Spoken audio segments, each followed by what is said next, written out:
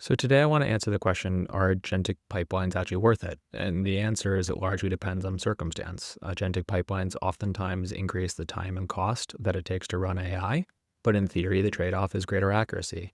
The reality of it is it's completely case by case. Today, I want to try to give you my framework I'm using for measuring the effectiveness of a pipeline, the metrics, the template, etc., and then also how you can apply it in some of your own world. I do want to acknowledge and say thank you for all the feedback on the previous videos. The main point of contact or main point of feedback, excuse me, has been people wanting me to get stuff up on GitHub. Transparently, these videos are blowing up a lot faster than I expected to, and I'm working on trying to create templates and other things that are going up in GitHub this weekend. Hopefully, I'm going to get a lot up. This video probably will go up without immediate other things linked to it, but I hopefully by Sunday or so we'll have it. With that, appreciate all the support. I appreciate you coming back to the channel. It means a lot that you guys are subscribing. And yeah, let's get into it.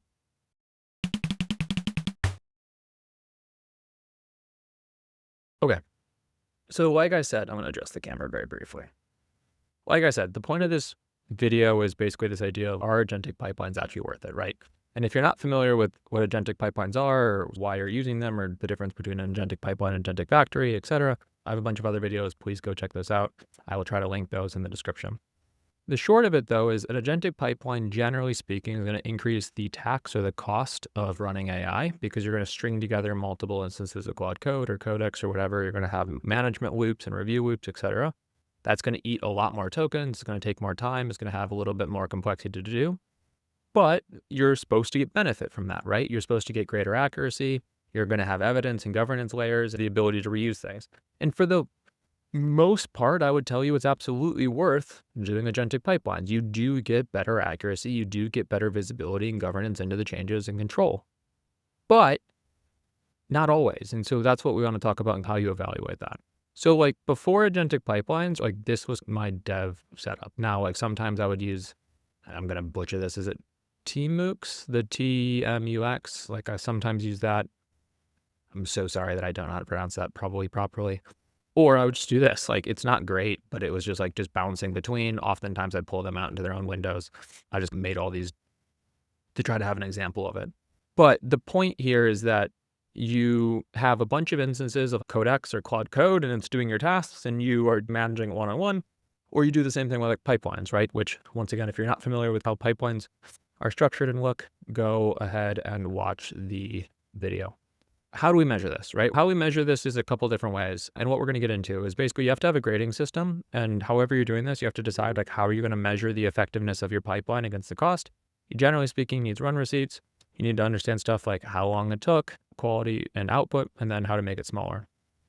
So what does it actually mean to measure this, or what are the downsides and upsides? So the pipeline tax is easy to see, right? The tax is it takes a lot longer, right? It's going to have review loops. It's going to eat a lot more tokens.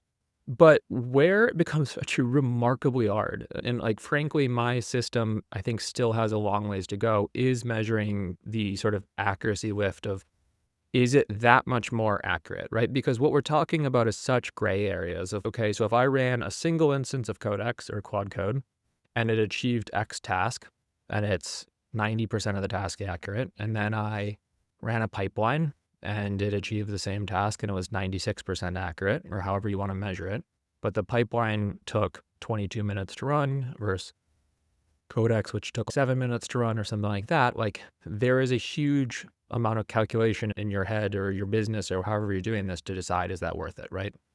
And so the first thing I want to talk about is basically that your pipeline has to have measurement built into it. And so what I'll show you is the outcome of like what we're doing. So generally speaking, we have our pipeline spit out essentially a ledger system as it's going. We also have an app that we've developed that has some of the governance metrics built in, but that's not really the point of this. And the point of this is to try to show you a little bit how you could do this yourself. But basically, there's two elements of measurement, right? You have like hard metrics and hard things that are just deterministic, right? Like number of tokens or number of review rounds or time and stuff like that. And then you have like soft measurements, which is either a human looking at the output and grading it, or in theory, another AI agent looking at the output and grading it.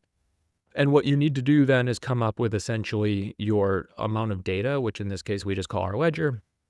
And the ledger basically tries over time to look at the efficacy of a pipeline, right? And so what we try to do is we try to then look at, after a certain amount of time, okay, this pipeline has been used 10 times for this one specific task. On average, it has this benefit, increase in accuracy and so forth, and then it has these costs. The downside of that is that you also probably have to try to do that task at least once or twice with like Codex or Claude Code to try to have some kind of comparison to understand, once again, if these costs are worth it. And so this goes back to the goal of this video, I think, largely speaking, is to not claim to have cracked this as a question, but instead to try to talk about like, how do you determine if agentic pipelines are worth it? And yeah, what you can see is, so we have the entry, the mode, surface area, task that it was given, the session, all the inputs, the actuals, right? So how much time did we have to wait? For some reason, we didn't pull token cost in this one. Here's the artifacts created. And then here's some of the scores, right? So the scores, for example, are a combination of formulas that it just looks at based on like time, but then also some of it is based on, AI review, and it basically comes up with a score. And then we have a little AI note that's written here at the end. So like high cost, but likely justified because the output routed 30 families to follow-up shards and avoided a one-shot port, right? So in that case, it feels like it was worth it. So the sort of where we're at right now is you can do a surprising amount of things with just Codex or Claude Code. And you'd actually be shocked how good it is, particularly if there was an engineer driving it who actually understands what they're doing and has a high opinion of what the output is. The downside of it is you don't have some of the built-in governance and metrics and some of these other things built into it.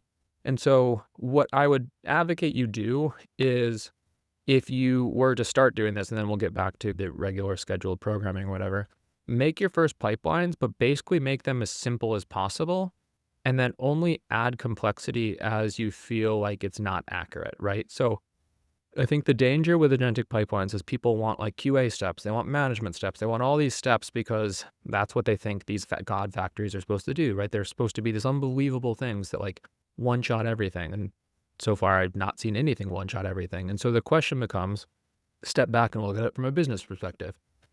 The more complex the pipeline is, the more it's going to cost and the more time it's going to take to run. And in theory, there has to be a benefit. So in order to have a benefit, you have to identify that there's a problem in the first place. So run a pipeline that's very simple, determine that there is a problem, which is going to be accuracy based, and then figure out what is your hypothesis for solving that problem, right? We're going to take triple the time to run this, but it's going to move from X to Y or Z, which I know sounds basic probably to most of you guys, and don't blow my comments up, but like a shocking number of people don't think like that. So your ledger system is going to be really critical for this. It basically helps determine a whole variety of different things. We've broken ours down into these 6 categories: task fit, cost, quality, how well it did the whole like rubric and scored entries, its ability to normalize some of the run receipt stuff like the artifacts, the models, and then the raw evidence stream. And so basically our ledger has all of this stuff, like including just straight up the raw evidence that comes with it. And once again, you can make your whatever ledger. This is also the example of the thing that like people are going to say, hey, can you put this up on GitHub? And I will absolutely try to put this up on GitHub when I have some time to clean it up. If you looked at some of this code that I work in, it's not the cleanest. Yeah, we don't really need to talk about that. Cool. Yeah, so this is really the kind of key element too, is make sure that your runner is actually writing out all the receipts as the pipeline runs. A common thing that has happened in the past with people who are trying to write their own pipelines is that, and this is a different video entirely, they don't build pipelines to be, oh my goodness, what is the technical term? When it dies and you can pick it right back up from where it died. It's not immutable. I'll Google the technical term after this. But basically, they don't build pipelines in a way to where it's easy to pick up pipelines from failures. And then they also don't pipelines to do all the metrics as it's going. So that makes it a lot easier. Okay. So here's like an example of a pipeline that like legitimately felt probably not worth it. I wanted to include this in it. So this pipeline ran for 37 minutes. It had 5 phases. It had about 5 total agent runs. So it was 1 agent run per phase. And then it produced 12 artifacts. It was expensive. The ledger and AI thinks it was worth it. I actually, in the last 24 hours, spent some time just redoing some of that work myself and feel like I actually made it significantly farther in the project, just hand managing a couple code instances than in this case, this pipeline did it. And it goes back to the art here is not, hey, watch these videos, create agentic pipelines for everything. The art is figure out within your own app and your development cycle, what do you feel like you need agentic pipelines for and what's worth the cost, right? Let's look here, code over ledger. We don't need to talk about that. Tax is more than tokens. Yeah, basically it's just you're adding a whole extra layer of abstraction using pipelines, and that's just something you have to be aware of. It's not just time and tokens, it's also some extra context and orchestration.